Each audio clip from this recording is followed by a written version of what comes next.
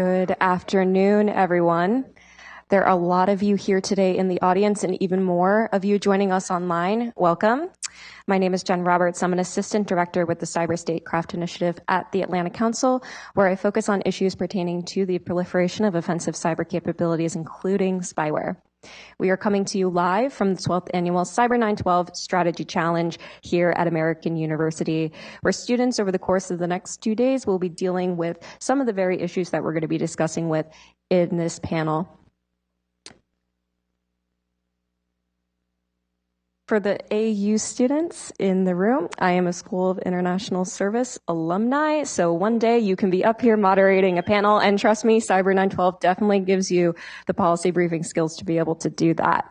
A few housekeeping items before we get started. The first half of this panel will be a moderated Q&A, followed by questions from the audience. If you are joining us online, please do populate your questions into the Ask AC function. And if you are joining us in the room today, there is a podium right there where you, when the time is right, can stand up and ask your questions. We're hoping to get to a lot today. So why exactly are we talking about spyware today? For the past 3 decades or more, companies have been selling these services to governments across the world. In fact, just this week, the U.S. intelligence community briefed Congress that over 74 countries have procured these capabilities, some of which have used them to suppress human rights. Just last month in the UK, there was a process called Pall Mall, where over 30 governments, civil society organizations, and universities met to discuss the proliferation of spyware. Thank you again so much for being with us today, and a special thanks to the panelists. If you could go down the line and introduce yourselves to our audience, that would be great, and then I'll ask my first question. Excellent. Is this actually working? Yes, wow. I'm Rose Jackson. I'm the director of the Democracy and Tech Initiative at the Atlanta Council, which sits within the Digital Forensic Research Lab alongside our colleagues at the Cyber Statecraft initiative. So also just saying huge kudos for this massive undertaking today, and excited to be here. Oh, everyone can hear me. Oh, that's great. Okay, hi everyone. My name is Ingrid Dickinson. I am a security policy manager at Meta. I lead our cyber espionage portfolio, which means that I work on things like APT groups and also what we call surveillance for hire, inclusive of spyware vendors. And what this means is basically that I work with our internal investigative teams who work on taking down cyber espionage networks, as well as communicating with various external stakeholders about the work that we're doing. And very excited to be on this panel and to hear what everyone has to say today. Checking, can you hear me? All right. I'm Kirsten Hazelrig. I work with the MITRE Corporation, which is a federally funded, we administer federally funded research and development centers. I am a policy lead, and I specialize in the effects, threats, and policy around cyber surveillance technology. Hello, checking. Great. My name is Monica Ruiz. I'm a senior government affairs manager within Microsoft's digital diplomacy team, and I lead my team's work on what we call cyber mercenaries, which encompasses this issue that we're going to talk about today, which is spyware. Thank you for having me, and congrats to everyone who organized the Cyber 912 Challenge. Look forward to it. Awesome. Let's dive right in. So much of this debate about spyware in the policy world orbits around some few key terms. Like the word spyware itself. And I realize that these terms are not universally agreed upon, so I'm curious down the line if you each could define what spyware is. Wait, just because I sat first, I now have to take this. That's strategic error on Poor my life part. choices. Yes. Yeah, I clearly.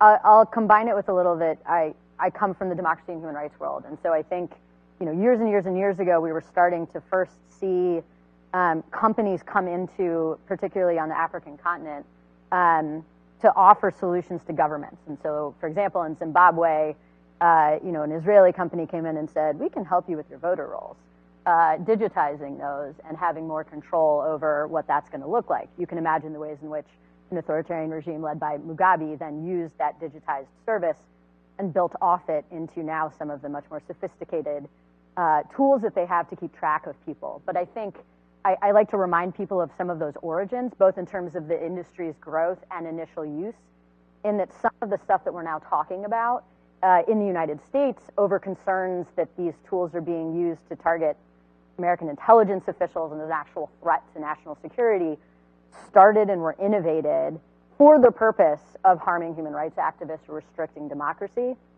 And so, you know, the spyware term then can actually mean quite a bit, but I'm going to pass on to others for a much better answer. Thanks, Rose. So I wanted to start by providing a little bit of context on Meta's work and involvement in this space and kind of how we view this issue. So Meta has actually been reporting on what we call surveillance for hire since 2021. And since then, we've released 3 separate reports on the surveillance for hire industry and their indiscriminate targeting of people across the internet, as well as what we do and have been doing to try to protect our users from these kinds of issues. We actually just released a report back in February that focused on this, and I'm happy to dig in on that as we go through this panel.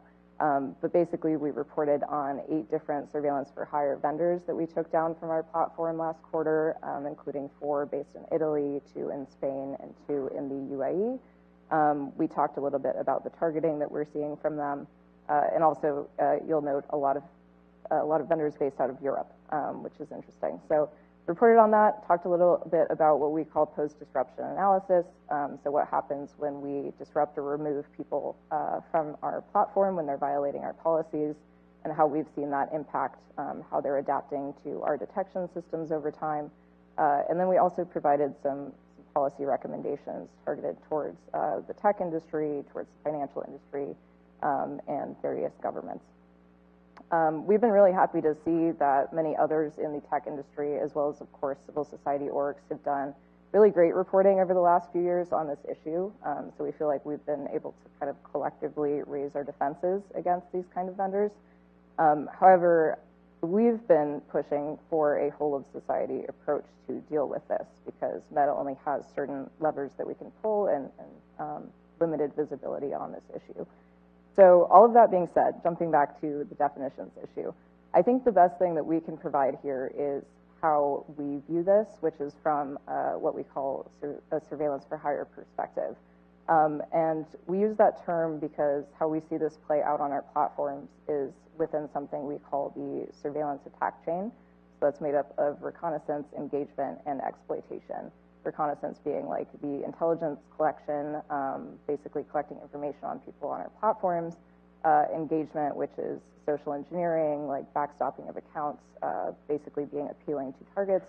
And then exploitation, which is the actual delivery of malware and compromise of a user's account. So we see these things in different phases, different vendors engaged in different aspects of the kill chain. So I think that that is kind of like my best offering in terms of our definition of this, and spyware we sort of lump into that last exploitation phase. But I will let others dig into the nitty-gritty of spyware. All right, and I have to say, I read all of your reports. Excellent work that you guys are doing there. So I would concur with a lot of the generalized ideas that you guys are all saying. I usually group those all under cyber surveillance. So understanding how people interact with the digital world, how records and information goes into the digital world, and then how that's exploited for intelligence or operational purposes. That would be things, a wide swath of things: telemetry data, vehicle, IoT, the voter registration rolls, anything, smart cities. All of that I group under cyber surveillance. And then for spyware, I use the U.S. statutory definition, which is an end-to-end product that's sold, and it is an intrusion in someone's phone that allows them to track geolocation, to intercept communications. It's a very, very narrow scope that may be integrated with an array of different analytic and surveillance products. So I'll share my definition of spyware, but then I'll talk a little bit about how Microsoft thinks about this issue. So spyware I see as a type of malware that allows remote unauthorized access to specific data. But moving away from that, Microsoft looks at this particular issue as something we call cyber mercenaries. So we look at the actors and the marketplace more broadly. And the way we define that is a set of companies or at times individuals who develop offensive cyber capabilities to allow clients, at times governments, access to mobile devices, computers, servers, and the like for profit. And so the reason that we look at the issue area in terms of cyber mercenaries, actors, and market is because we think that encompasses more of the issue area that we're trying to get, limiting the cyber mercenary market. But also there's a lot of work that governments have been doing, which I know we'll get into it, Jen, but also civil society organizations have been focusing on this issue for some time. So I appreciate the framing in terms of starting with definitions, because I think there's different players that have different definitions of it. But I also wanted to acknowledge the different angle that we take at this particular issue. So much for that, Monica and everyone. I heard a few words there, again, that I'd like to dig into. Ingrid, you described this as a surveillance for hire industry, and Monica, you described it as a marketplace. What other actors besides vendors exist in this market, and what are their roles of proliferating these capabilities? I can take a stab at that one. So obviously there are a wide variety of actors involved in this market. I think two that maybe I wanted to touch on today were investors, as well as other companies within this market that are sort of fitting into the supply chain. I think with investors, obviously, as with any company, spyware vendors need outside investment much of the time to basically build their capabilities. And we believe that investors have a responsibility to make sure that the companies they're investing in are not committing human rights abuses. So this is an area that Meta in our recent report actually provided some suggestions for the financial industry to try to mitigate their potential to be involved in something like human rights abuses. In this case, we really think that investors would do well to kind of adopt responsible investment practices and to make sure that the firms that they're investing in have some sort of human rights due diligence going on. These companies are run, because it's not just a technology that's plopped in the middle of nowhere. There's an entire infrastructure around these. It's how people procure things. There's services involved in the mercenary effort to help people execute them. There's whole for hire groups that if you don't even know how to target somebody, they will go in and they will identify, build a target, do their reconnaissance and humanting, and then actually enable those exploits. So it's a full service organization. Yeah, I think also acknowledging that depending on where you're coming from in the assessment or questions, you're either very focused on nation states that are making use of the technology or non-state actors. But the point is, it can be literally anyone. And I think, I get to play the role of, I don't have to approve anything that I say, so I get to be slightly spicy. But, underpinning a lot of this is the reality that the United States certainly was building its own capacity to use digital tools to fulfill its mission in intelligence and security systems. And that there certainly was a commercial market that popped up because other countries were like, I want to do that. I also would like to be able to see what's happening on systems. And sometimes that's an uncomfortable thing to kind of keep at bay. But in that context, we often talk about, right, in a government system, you're looking at permissions and laws and regulations and rules, frameworks for review and accountability. That doesn't exist necessarily in a commercial space when we're talking about this. Or if you're thinking about the sort of regulations that tech companies are navigating, they are not looking at these sorts of questions of accountability and end use. And so I think we're at an interesting moment writ large, and it's useful to see when you're asking questions about who fits into this and what are we talking about in the kind of broader spectrum of spyware, is that this does also tie into a bigger moment in technology, where the reality of the fact that the commercial sphere of tech and the government sphere of tech are the same thing. And I think we've had an interest, particularly in the United States, for many, many years to try and keep those conversations as separate as possible because they're a little uncomfortable. And because we have these, significant judicial systems and processes in place. Certainly after the Snowden disclosures, which someone here pointed out to me, many of you may not actually know, and that scares me and makes me feel very old. So actually raise your hand if you know what I'm talking about with Snowden. Cool.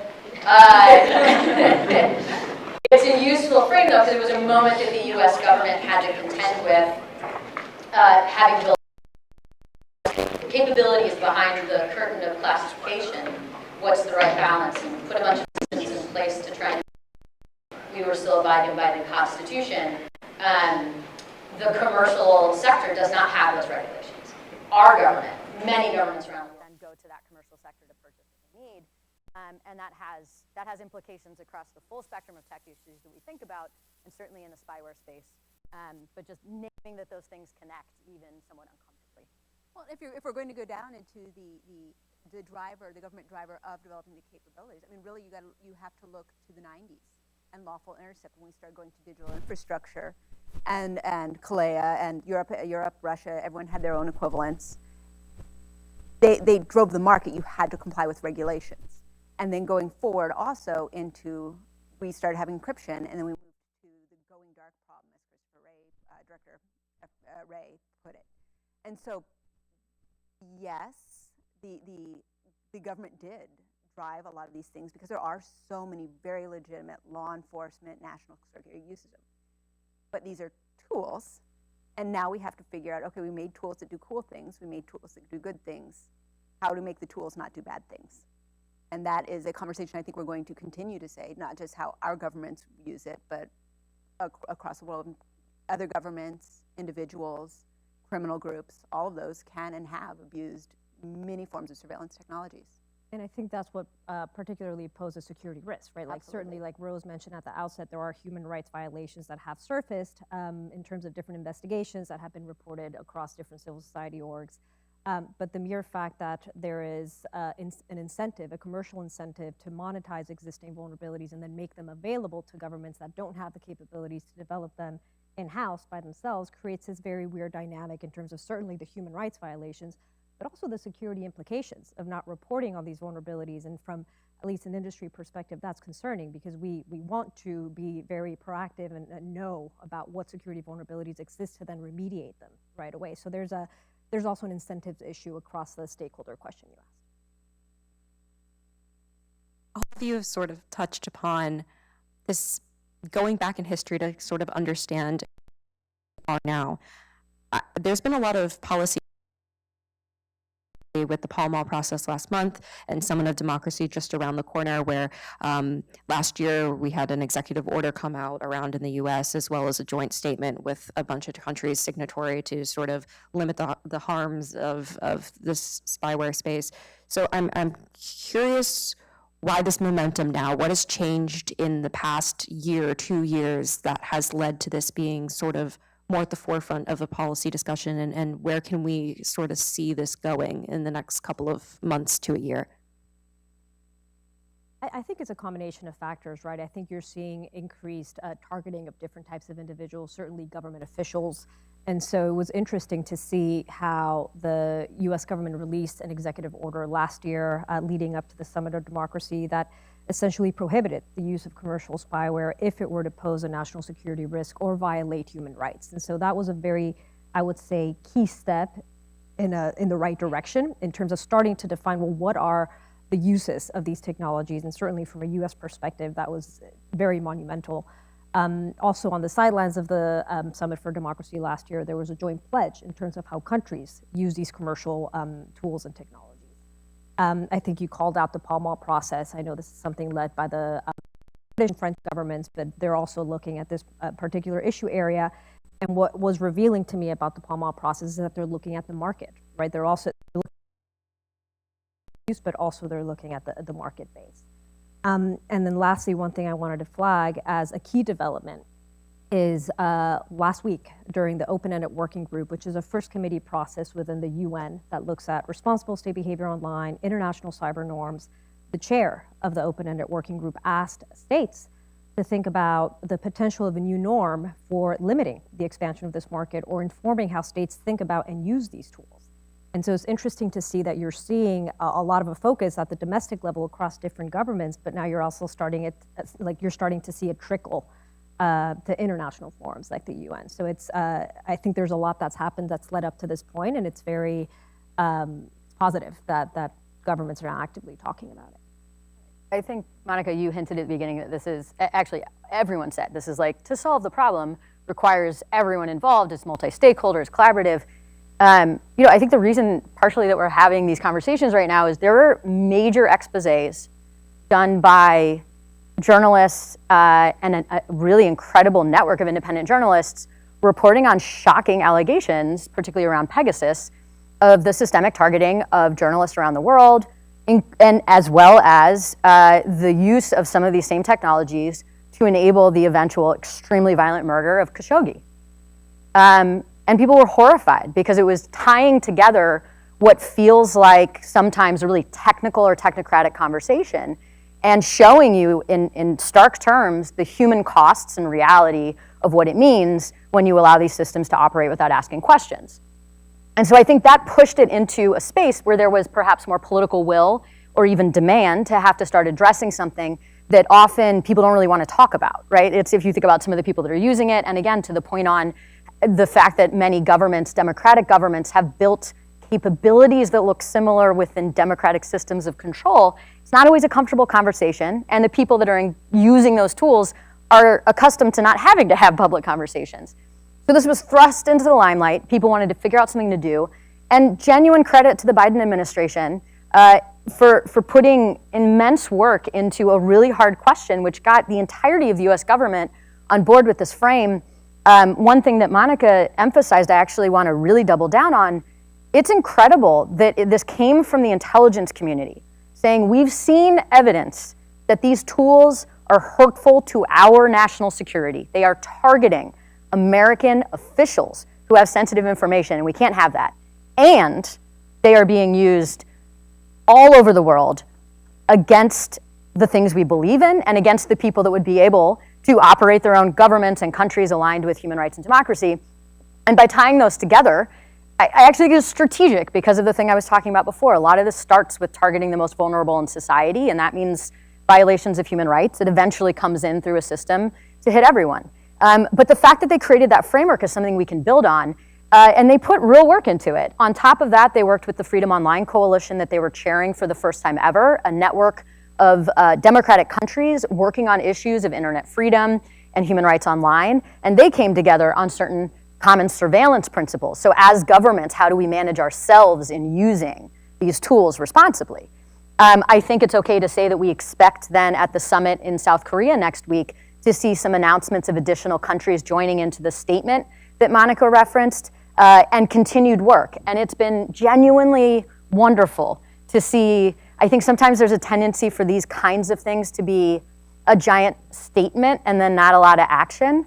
But over the last year, there's been, the Pall Mall process means another country picked up the question, took an angle of it, and dug into it in a truly multi-stakeholder way. And we're seeing the US continue that process in South Korea, and that's real. That's really incredible. Just to quickly add to that, I think civil society has been ringing the bell on this issue for years, though, kind of like you said, right? Like we're starting to see a lot of government action, but organizations like the Atlantic Council, Amnesty International, Citizen Lab, Cyber Peace Institute, they've been reporting on human rights abuses of these tools for a very long time. And so just wanted to give a shout out to what's been taking place and what now that looks like and how it's evolved. Well, and at the risk of overstating, also credit to Facebook. If you had not released the reports that you released, if you had not come forward with what you were seeing and joined that conversation, I don't think that the political will would have been there for the administration to take the steps it was taking. For civil society, for journalists, and industry to be saying, oh God, and having real evidence and information made it a lot easier for the people on the inside who wanted to address a problem to do that. And I think that's not an easy thing, so genuine credit for getting that done. Thank you, Rose. Yeah, absolutely, double tapping pretty much everything everyone has said. Like, huge shout out to civil society and independent researchers. I think that's where this really came into the limelight and got a lot of public scrutiny. And I think it is unfortunate that oftentimes with something this technical, you need to see the human impact. And I think that probably is something that has really driven home, like there needs to be, like we need change. So, not to, I don't want to say that like industry were the ones that did that, but I think that there has been some really great collaboration between different people in this space, including industry, including civil society. And then I agree, I think it's been great to see the US government and some other governments begin to pick up some momentum here, and I hope that drives home into some more serious action. It truly takes a village with the multitude of stakeholders in this discussion. Before I ask my panelists the last question, this is a good time to submit your questions online, or please queue up at the podium if you have any questions that you would like answered. We ended on a really good note there about this approach has been getting a lot of attention in U.S. government and international governments. As sort of a concluding note, what would be one piece of policy action that you would like to see the U.S. government or international governments sort of take in this space over the next year or two? I'm forcing the last first now since I had to do it on the first one. Or I will. Second I to will last, step up. please. Yeah, Go for it. I'll step up. I'll go after. So my personal opinion on what would be a highly impactful thing is to establish norms of use. What do we actually need to think about? Due diligence, not just for how governments use them, but also what do we expect out of these companies that are providing these services? What kind of background checks do we think they need to do? What do they need to understand is a risk or not risk? Because there are companies out there that are honestly trying to sell law enforcement tools in a ethical way, and they look for guidance. It's not like they don't have human rights specialists on their teams necessarily. So what do we say they need to do, and what do we need to put out there as, say, either regulation or just voluntary guidances or import-export controls, any of those things, so that we can at least control the way these things are proliferating and spreading, and understanding what that is, and allowing a clear bifurcation of legitimate people who are trying to do their best and the fly-by-night shady companies that are not even attempting to do the right thing. So what comes to mind for me is this has been a very gray market for a very long time. And so in terms of further defining it, I'm thinking about the adoption of procurement practices, transparent procurement practice. How do governments think about this? What are the different criteria that they think about when they procure certain tools and services? In addition to that is the disclosure of contractual relationships with different types of companies that develop these tools. And so any means by which we can create more transparency into this market area and identify not only the tools, but the governments or the clients for these tools, I think would be a positive step. We'll just keep switching it up. So I think that, as we've talked about, the U.S. has actually taken some great action as of recently, including things like the U.S. executive order, as well as the recent announcement of visa restrictions. So I think that there are certainly areas that the U.S. could work on, including things like transparency, human rights due diligence requirements, and legal remediations for people that have been targeted by spyware. However, we certainly, because we've been seeing so much EU activity in our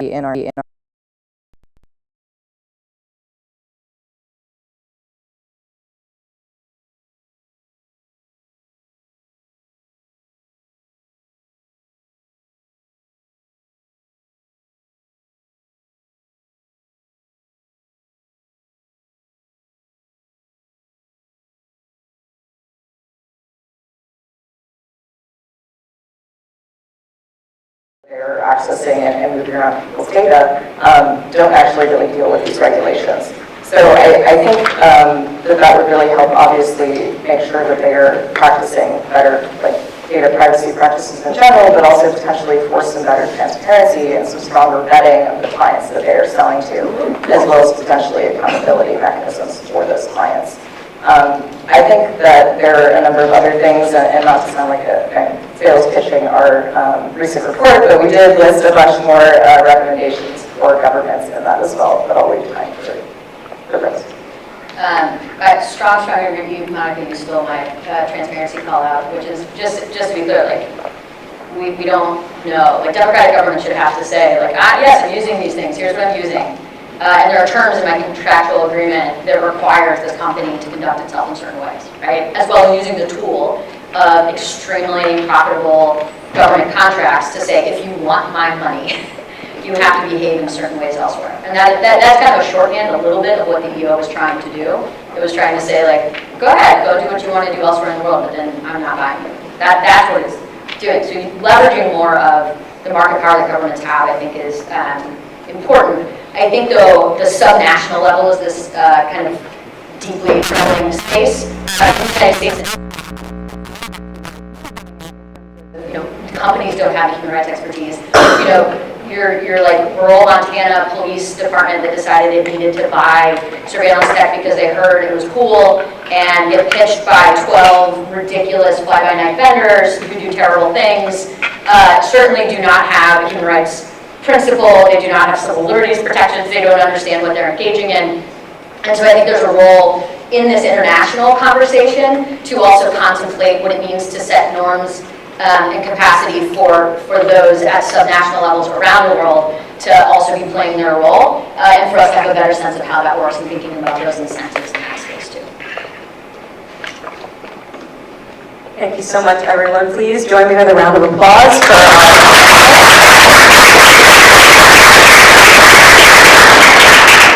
We're going to be taking questions now, so if you have one, please stand up and go ahead and introduce.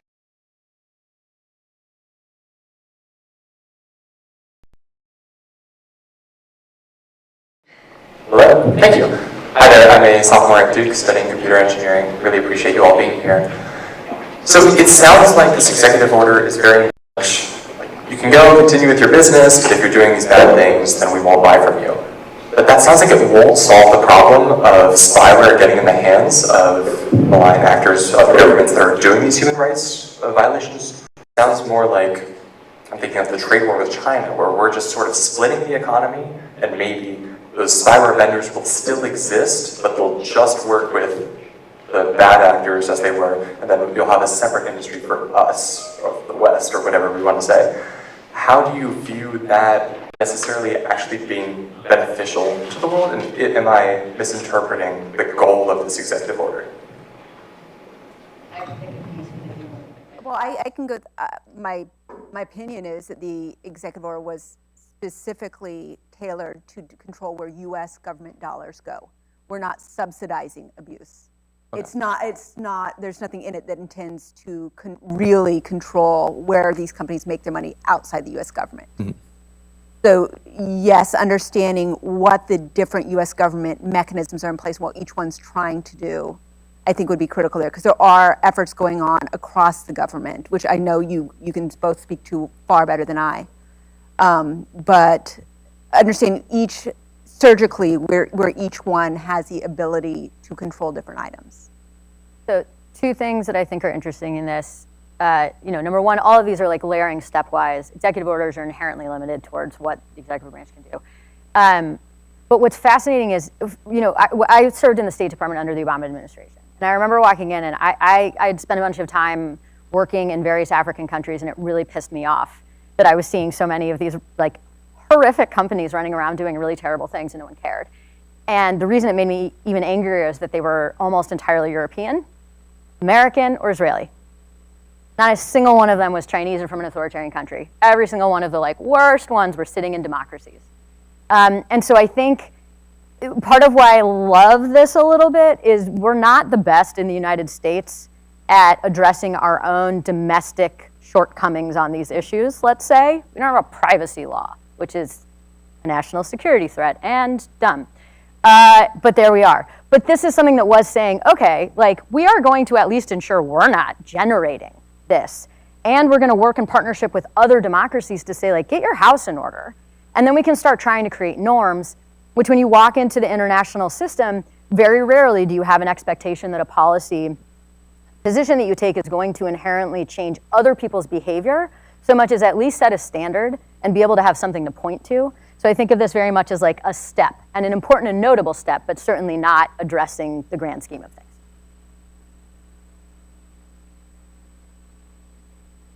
My name's Cooper. I'm a senior at Utah Valley University. Recently, news did break that the NSO was ordered to give Meta the source code for Pegasus, specifically and other spyware.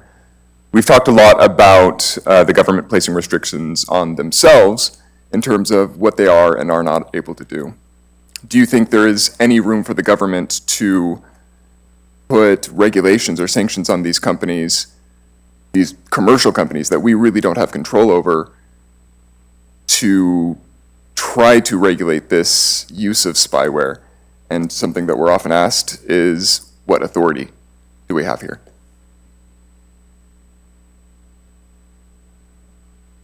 You don't have to. Well, I think just to confirm I understand the question, are you proposing regulating like tech platforms or regulating the spyware companies themselves?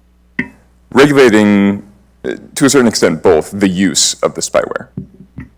Sure. So on that front, and this may be my own ignorance, I don't personally know of many examples in which companies like Meta have used spyware themselves. I will say that I don't know that we need more regulation in this space, though I don't want to make a definitive statement on that either way.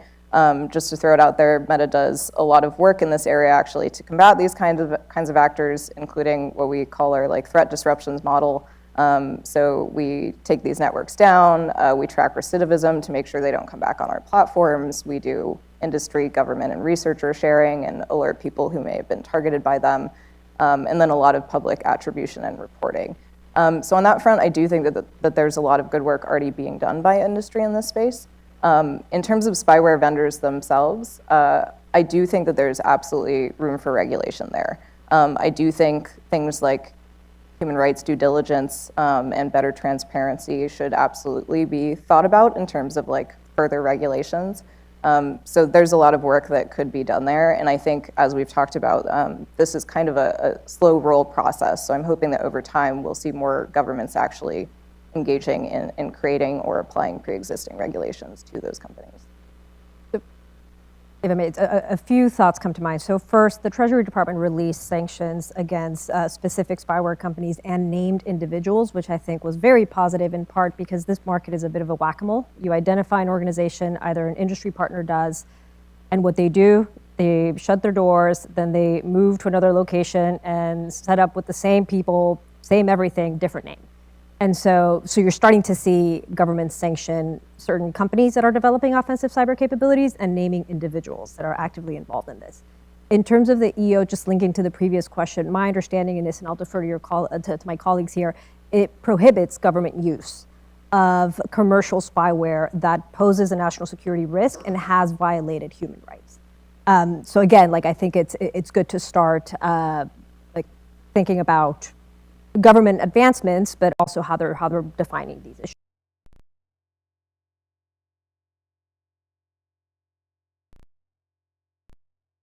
A coalition of companies that's called the Cybersecurity Tech Accord. Meta is also a member of that. And there's a four-part like mission for the Cybersecurity Tech Accord, which is no hackback, collective defense, advancing cyber capacity and awareness, and contributing to capabilities. And I think that in part informs how we, at least as Microsoft, think about our contributions to the space, right? Like we have community standards. We're very, very transparent in terms of what we do and don't do, and how we can contribute to identifying these groups and taking them down and collaborating with other industry partners. So I'm with Ingrid here in terms of like additional regulation to industry. I don't know if that's the route. I think additional regulation to certain types of industry partners that are actively developing offensive capabilities, that is needed, but that's where I land.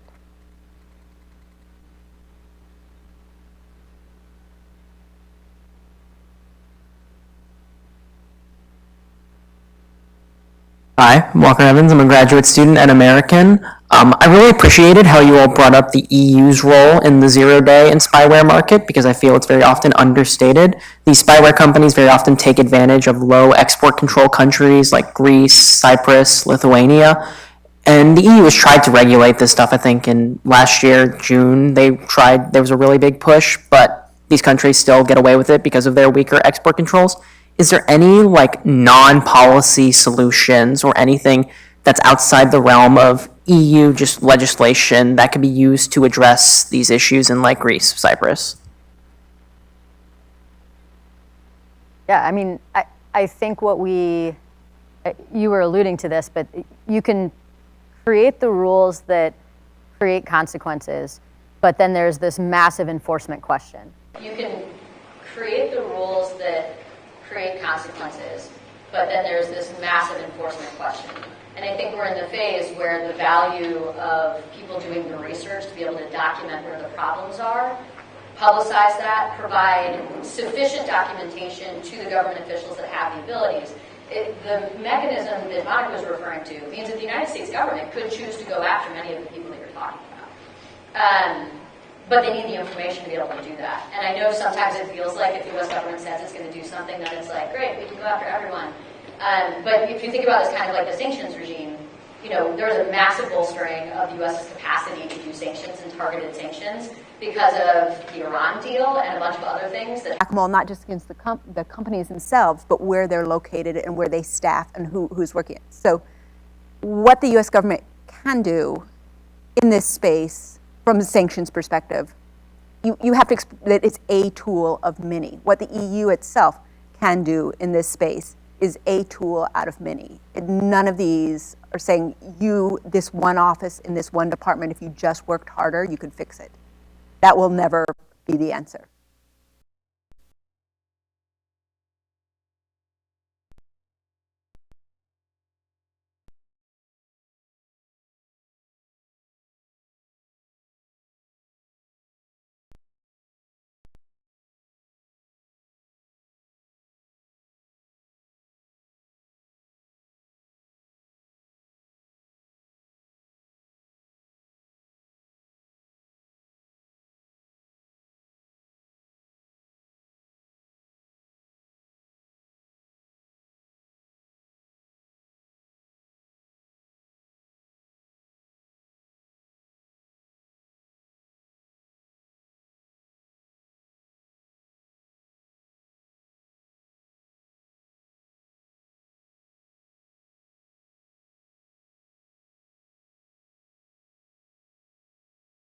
Conversation is much, much more complex just because of every different part of industry that it can touch and does touch. As opposed to when we're talking spyware, there's only one or two uses for that. They know what they're doing. Like it's not, we're not having this really broad dual use discussion on it. Thank you very much. Last and final question before we wrap. First of all, thank you so much for an excellent presentation thus far. My question is regarding, Brandon Oliver from UVU, Coach. My question is regarding the level of visibility that some of these private spyware vendors actually have into what is being done with their platform. I've noticed that the claims that they make sometimes fluctuate depending on what's convenient for them, where they claim that they have a high level of oversight. In certain cases, in other places, they say, hey, we can't actually see what our clients are doing with this. So I'm curious, any insight that you have on that? The truth of those claims, and two, if in the process of developing kind of an international framework for legitimate companies that could provide this to governments for use against terrorism, what would kind of be the level of visibility we would want these companies to have? What level of oversight should they have into the activities that their clients are using their platforms for? Well, for should guidance, actually our State Department publishes recommendations for surveillance technologies that U.S. companies want to sell to foreign governments. And it includes technical controls, like being able to remote shut off or turn off licenses for people found abusing, or being able to lock things down to only country codes, or being able to geofence where technology is used. So that work is starting to be done. With regards to what individual companies can see into things, I have not personally technically assessed every single tool out there. So there are hundreds of capabilities that enable surveillance, and I think some of these companies are and not all. You're hitting at a really important conversation that's actually live right now as the U.S. government decides, after the executive order on artificial intelligence, decided to create a national security memorandum on how that would be used within government systems for military and intelligence purposes. The exact same question. What is it that you can request of private companies for the expectation of end-use monitoring? And the answers right now are pretty crappy, honestly. Both in terms of having an actual technical answer for how companies that would be selling would do that, and then a lot of unease within the government and civil society in figuring out you want to ask for something that you know is just 100% not possible and then going to be completely blown by, and at the same time not kind of setting the bar too low as to what it is that you expect and the influence that you have in creating the market. So I would encourage you to keep digging into that question and doing that not just on the spyware piece, but more broadly. What is the responsible balance? The one thing is you do normally have with these companies, if they get a contract with the government, they have requirements of being able to maintain classified security clearances themselves. So the idea that they can't know because it's too sensitive, that's a little bit, let's just say no. But this is where it actually, one thing that we haven't mentioned here is, there's the concept of human rights and responsibilities tends to be state-based. And so it says that you're only asking things of states. There's also an entire field of business and human rights law and approach. How do you set good standards within companies and get companies to voluntarily sign on to what are their responsibilities in these spaces, particularly on human rights? The Wassenaar principles or something you could look at there. I think it's also an interesting question. You never have to choose one or the other. What is it you're asking governments to do in requesting things of the companies they make use of? And what is it you're asking companies to say that they're going to do, which, the two folks we have on stage are a great example of that. Voluntary shared agreements on standards because they don't want to be next to a bunch of very bad companies doing bad things. But good question. Can I add one last thing in terms of what companies actually have visibility to? So it's very fitting that Winona's right behind you. So she published a Lawfare article on a recent cyber mercenary group based out of China called iStudent, and it was very revealing in terms of what is the internal nature of the work, what were the employees dealing with. So to that question, I just wanted to give a shout out to someone who's published on this very issue. Thank you. Well, hi, and thank you for your time. I'm a huge fan. My name is Winona. Just to round out this line of questioning, actually, the export control mentioned that you make, Rose, is a good call. This space is very complex. Technologically, industry, just the stakeholders alone. And there tend to be a lot of people talking past each other. So to kind of end this all in one nice little bow, if there is a bone that you have to pick, or like a correction or a nitpick that you would like to kind of say to the space, what would it be? There's the airing of grievances. Yes, I know. I feel like I've given it a few. One of my pet peeves I will go into, using the word spyware for every single thing. Just because it collects information doesn't make it spyware. There are so many people that it muddies the conversation using very imprecise terms. And it makes all policy discussion impossible because everyone's talking past themselves and using different definitions for things. I think that resonates with me. I mean, there's a lot of terminology that's used, but depending on who's using it, it's defined differently, and so it reinforces what I was pointing about everybody speaking past one another. And so maybe finding a way to identify a shared definition for different terminology within this issue that we call cybersecurity. Yeah, not to be unoriginal. For continuing that one, and I mean, I think that is part of the problem sometimes. We each have our own terminology, and I understand why they're created, but I think that there are definitely venues in which we talk about these things, and I've appreciated, I attended a roundtable run by Atlantic Council earlier this week to talk about some definitions, and so it's nice to see that there's work in that space, and I think often with these things, that's part of the process, is kind of centralizing these definitions. So I think that would be a big one for us. Probably most of what I have. I'm just going to keep banging my privacy drum. And I'll insert some moderator's prerogative here and my own bone to pick, I think, with this industry is that we've talked a lot here today about it being a market. I think that we're starting to see some policy action towards treating it like a market. Let's keep that momentum going. And with that, thank you so much to our panelists and all of you here today.